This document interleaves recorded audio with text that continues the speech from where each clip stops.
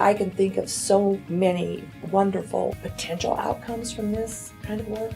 I mean, just the return on investment for every child we keep out of the criminal justice system, for every adult that we keep working, for every household that has 2 wage earners.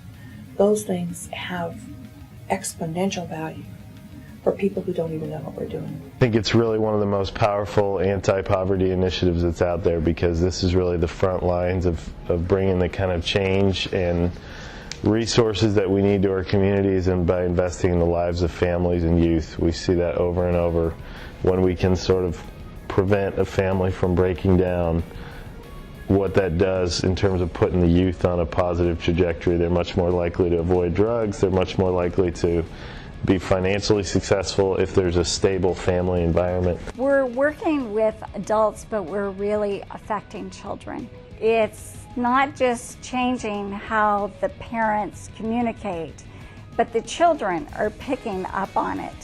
And they're picking it up and they're learning how healthy relationships. Look at the difference of where we're going to be when these children grow up and they know how to have healthy relationships because their parents learned how to do it.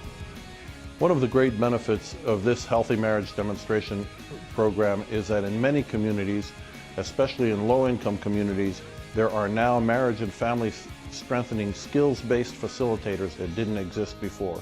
There's a greater community of care that can help people moving forward, keep their families together, and that bodes well for future generations. These skills that we teach are generalizable across all relationships. The skills that we teach at a couple level are skills that will improve workforce performance.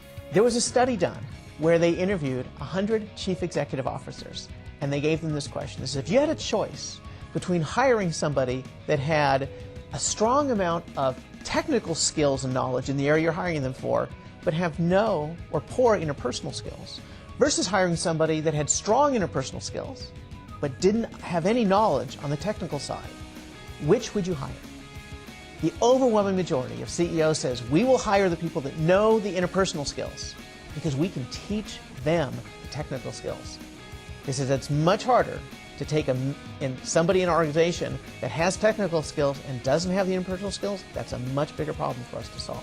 If we can make these skills readily available, especially in impoverished communities throughout the United States, to give individuals the skills that will help them build healthy personal relationships, these same skills will help them be successful in their job performance.